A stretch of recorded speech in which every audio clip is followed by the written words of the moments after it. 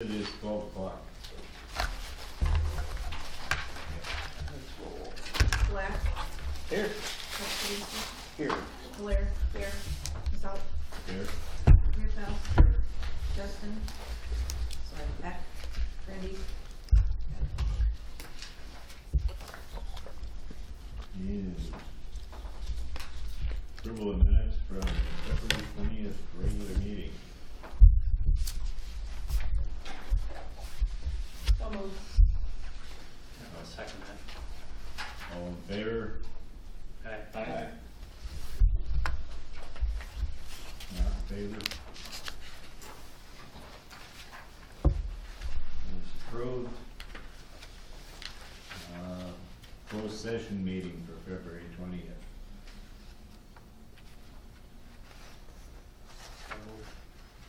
Second.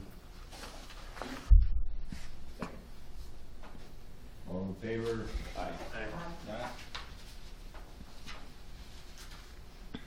Not in favor. Passed. Bills and communications. Accounts payable March 6th.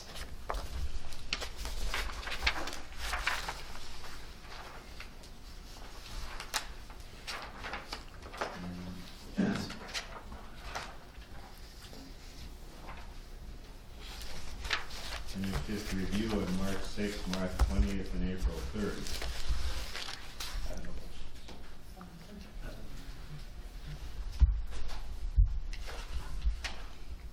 And approval of accounts payable for 17.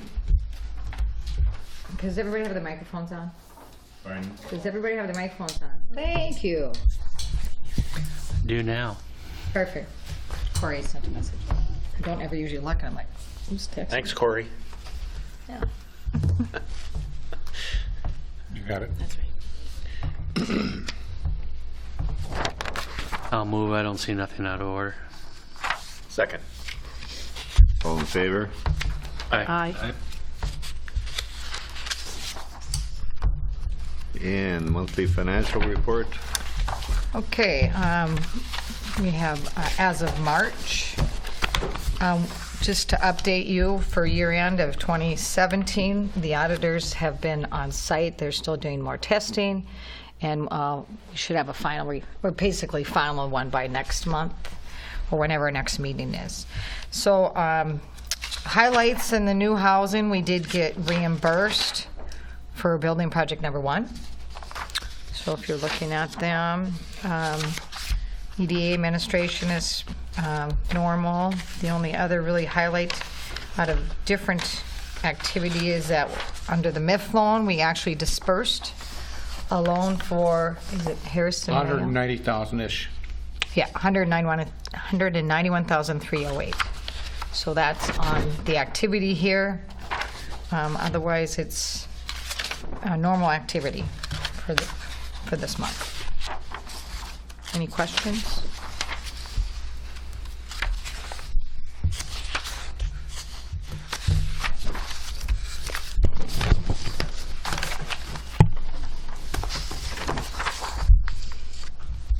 And we'll move on to reports. Delinquency update. We have no delinquent accounts at this point. We're continuing that. I like that. Good. Unfinished business, director's report. Marketing plan update. There was an update, monthly update included in your packet. Do you have any questions?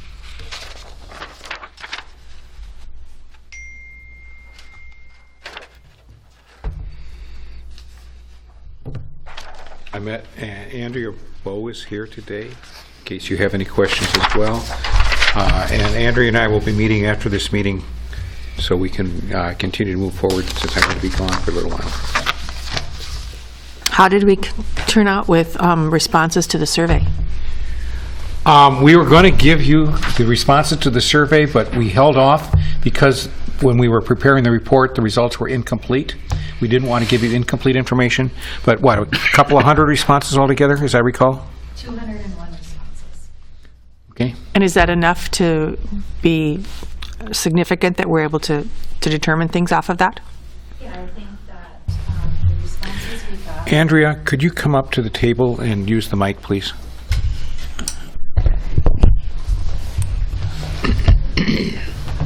So the responses we got was a nice cross-section of demographics. So nearly 50-50 of male and female, nice age range, people that have lived here a short time versus long time. So really a nice cross-section of the community. So I think that the results are going to be fine.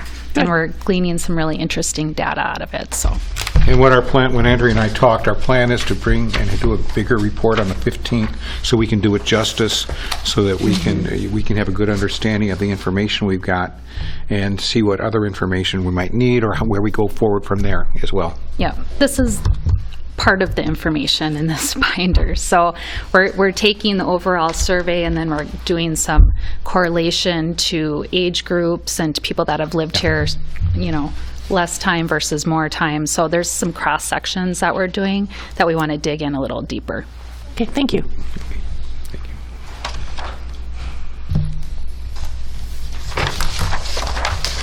Cutting edge update. I have been in communication with Cutting Edge. They were supposed to have signed the paperwork and gotten it back to us. They have not. We're receiving the loan, what they are paying now, but we need to talk about what the next step is, and I will probably schedule a closed session since it could involve possible litigation next time. Just because of what they haven't done, we need to discuss whether or not we wish to go that route or not go that route since they are paying.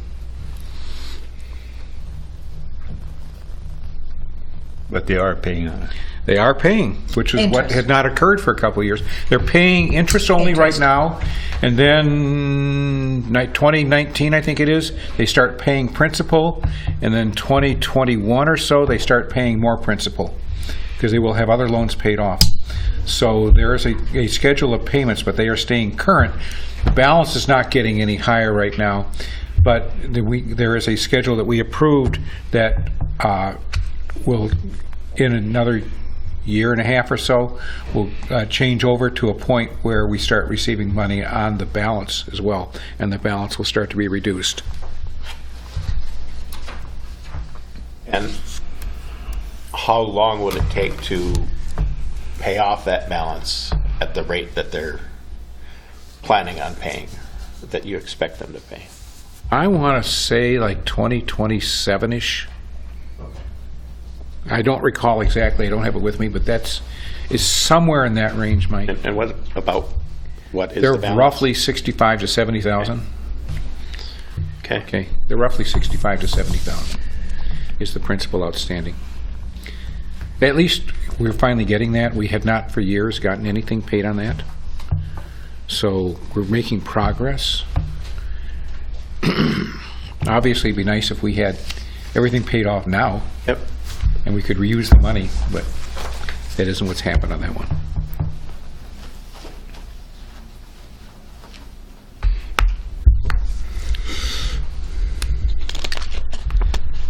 USDA. USDA Rural Development has made the decision East Grand Forks will be re-included in the program for residential, the residential portion of their programs. USDA-RD is going to be holding a work session, a training session for realtors in this room on May 2nd. It'll be a 1-hour session at 1 o'clock for the home builder, not the home builders. The Realtors Association is I've been in touch with John Coulter. The Realtors Association is talking to all the realtors to make sure that they come and take advantage of the learning session and how that program is used. It basically helps people with down payments, and it helps people with lower interest rates as well for programs. It has not been available for years in this community, but now we will have access to that program like the rest of Polk County does. It's a tremendous step forward. I've also been talking with them about why should we be this for residential and not for non-residential programs. So we'd have it for the commercial and industrial activities as well. So I'm working toward that end to see if we can get included for industrial and commercial loan programs as well.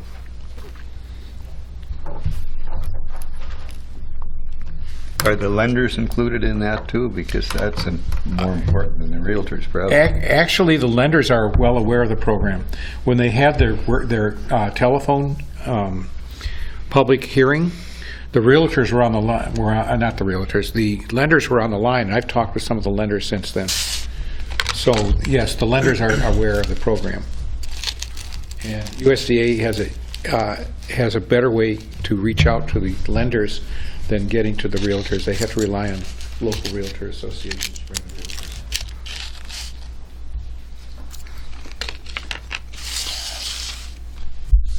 Forks Home Show. Forks Home Show on Saturday was very, very busy. Friday night was moderately busy. Sunday we had more snowflakes, I think, than people. But so it was very slow on Sunday. But we gave out a lot of materials and talked to people. I have one person already who's bought a lot that I talked to at the program. I have another one I talked to at the program who we're making sure that his house fits on the lot. And once we can demonstrate that, then I think that lot will be sold. That's a Cooley View lot. So that in and of itself would make the time worthwhile. I thank everybody who participated, and it was busy. Okay, Saturday was really, really busy, which was nice.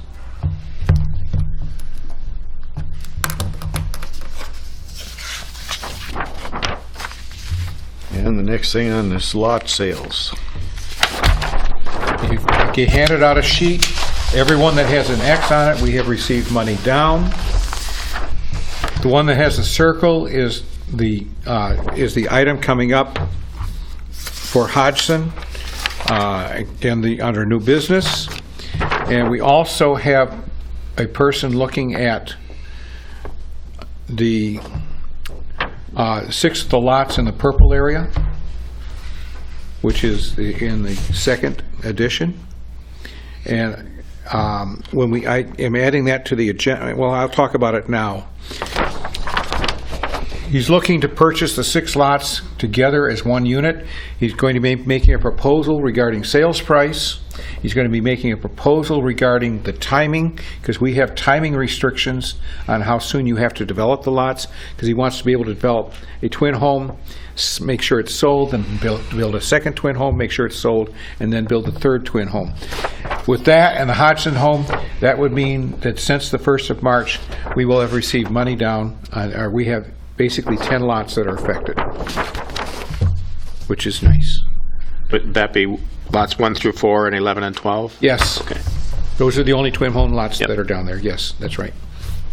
That would be nice to fill that up. Now, with regard to that, regarding those lots, it's going to take action by council as well.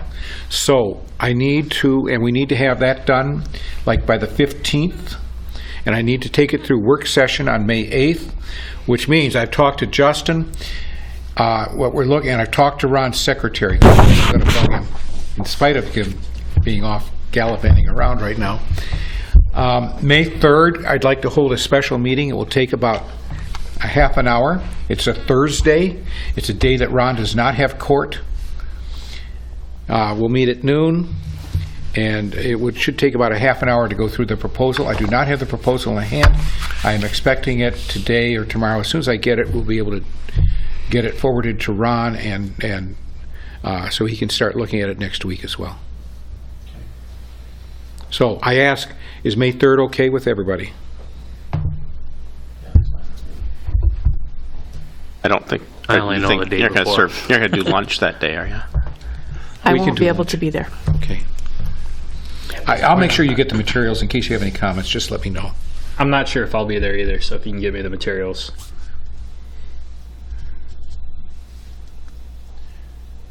Okay. The reason for my question is I don't think lunch is necessary, but that's just me. For a half hour. Your bylaws, that's fine. Well, we Yeah, have okay. meetings that are half an hour anyway. All right. So Okay, that's fine. if you don't wish to, just give us that instruction. We'll be glad Okay. not to do that as well. the proposal or the offer, can you talk at all about that now? What is it? I haven't is he seen looking it for a in- discounted price in the lots or anything? I haven't seen it in final form. I think you need to see the entire Okay. thing.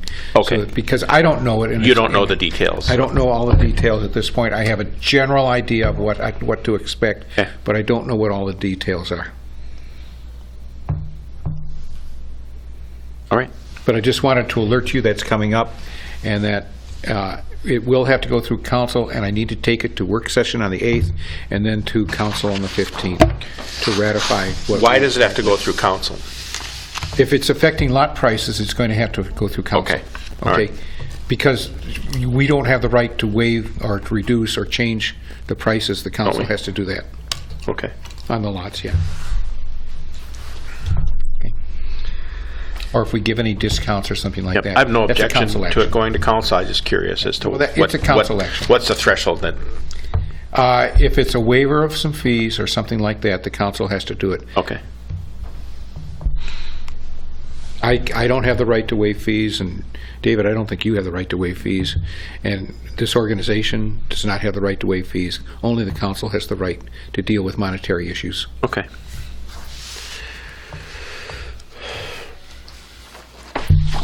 And the highway, what's that, Highway 2? Highway 2 West Manufacturers Association is going to be having a meeting hosted by Mayo Manufacturing, who is the subject of that $191,000 loan for their expansion. That meeting will be on Thursday, May 24th, in case anybody can mark your calendar. It starts like 11:30 in the morning. So if you get a chance to attend, there will be details forthcoming. They promised me that they will give us the details so that we can, so I can share them with you. We always get the meeting anyway, and I normally attend those Highway 2 West Manufacturers Association meetings. The meetings go anywhere from Bemidji, they've been up in Greenbush, they go all the way into Grand Forks.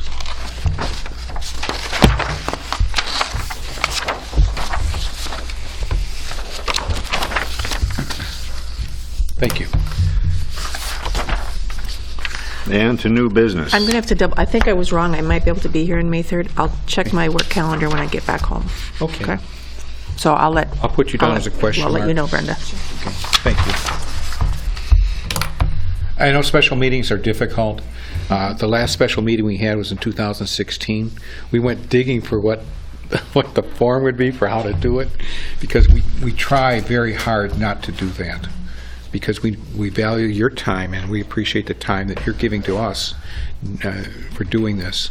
So this is one where I don't have a lot of options on it. And it just depends upon if I'm scheduled to work that day or not. If I'm scheduled to work, I can't make it over. That's understandable. Yep. Okay, new business. Hodgson extension request. Hodgson wants to buy the lot that's circled on the handout I gave you. He has put $1,000 down. His 6 months is running out. What he would like is an extension. He's offered to put down $1,500 of additional earnest money for that 6-month extension. His ability to buy that lot depends on the sale of the $100,000 home program lot that he's got. He thinks that that's near to a sale. As soon as he sells that, he will have the money to buy the lot. He is not eligible under the program to buy that other home because you can't build it for yourself. And he's not eligible to use that program for the home that he's building for his family on that lot. So that's where this is. I would recommend that you grant the 6 months extension with the payment of the $1,500 earnest money. I move that we grant them the extension. I second that. All in favor? Aye. Not in favor?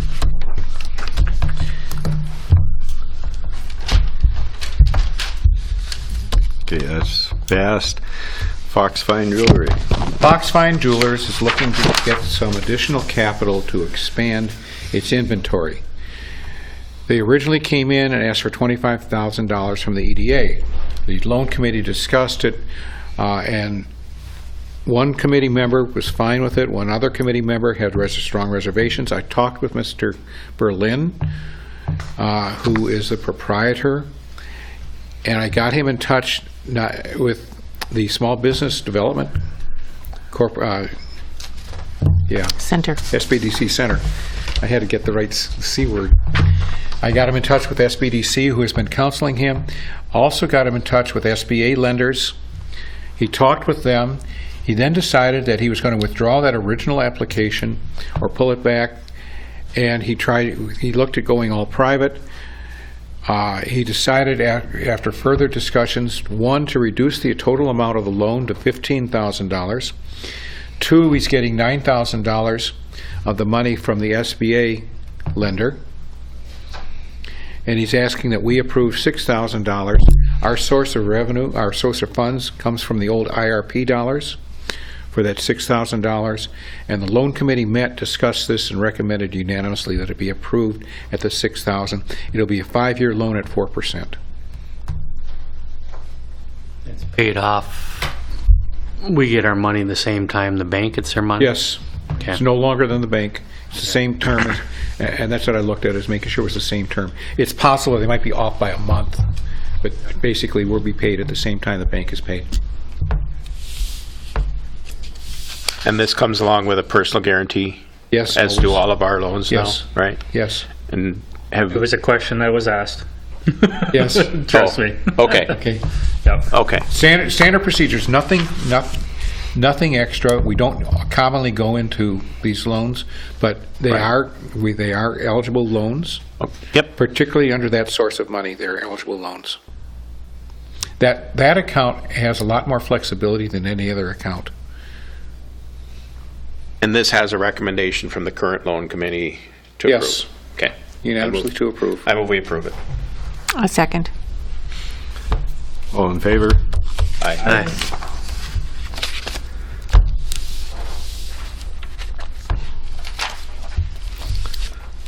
Okay. The next one, we need to go through the packet and deal with this so I can make sure that we don't miss something. Eastdale has two loans. One was for the purchase of the property that they're currently located in, I believe, and the other is for the purchase of the building that they're going to be moving into when the school district moves out. The first loan, because of the loan-to-value ratio, required more than the property that they were buying as collateral. So the gas station, the Tesoro gas station, was also put up as collateral for that loan. The loan amount was $122,000 from the EDA. There was $248,000 from Franzen. They have paid that loan off to the point where there's approximately $52,000 left to the EDA and approximately $125,000 to Franzen. So the loans are being paid off in parallel. Okay. They wish to, and the other loan is not affected by this at all. That what they wish to do is have one of the properties released, the gas station property released, because the remaining value on the building where they are at is adequate to cover the loan, the remaining dollars that are out under loan. I talked to Ron. We have never done this. We have done partial releases, but we have never released a property. I talked to the loan committee about this. The loan committee unanimously recommended approval because the remaining value of the property is adequate to cover the loan. Ron pointed out that a good part of the revenue that they get right now is from the rents that they are paying themselves. So that affects the value. So these are all pieces of information. As I said, the loan committee unanimously recommended approval of releasing the one property, the gas station property, and moving forward with just the loan secured by the other existing property. This is one that I thought that you should discuss and then make a decision on. It's something that you can decide. Normally, we do satisfactions internally, but this was beyond what I felt comfortable for us to do as a staff because it's very unusual and very different from anything we've ever faced. And maybe the members of the committee would like to talk about what their thoughts were as we went through it. They showed a value based on what it was at the time. What the assessed valuation has gone up on that also. So what the assessed valuation is considerably higher. So the loan to value is Less than 50%. yeah. Would be a second on that property? As always, yes. We are currently in second position on the property. So it's just transferring from one property to the other? Actually, In it's essence. removing one property. We are secured by two properties, and they asked to have one property released. And they want this so they can expand. Their business is growing. You can see that the current assessed value is $421,000. I think this falls well within our mission, and it doesn't put money really at risk because of the security that the property so provides, so I will move that we approve this. I'll second that. All in favor? Aye. Aye. That's the same conclusion I had. It's helping grow a business.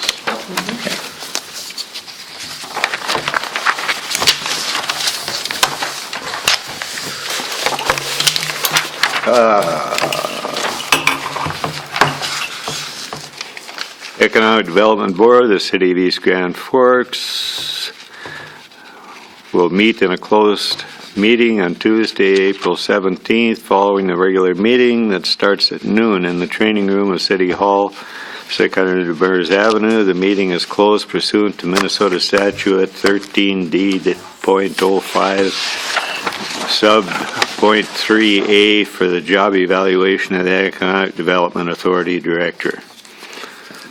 Now, I have the choice of having this as a public session or a closed session. I choose closed session. We have to adjourn out of our other meeting first? No. No. So we actually make a motion to go into closed session. That's the next step. It's a motion to go into closed session, and those people who are not eligible to be in here will have to, as Carla is doing, will have to leave. Okay? At 2 o'clock or whatever, okay. Thank you for coming. Thanks, Andrea. We have a motion to go into closed I'll session. move. Yep. Second.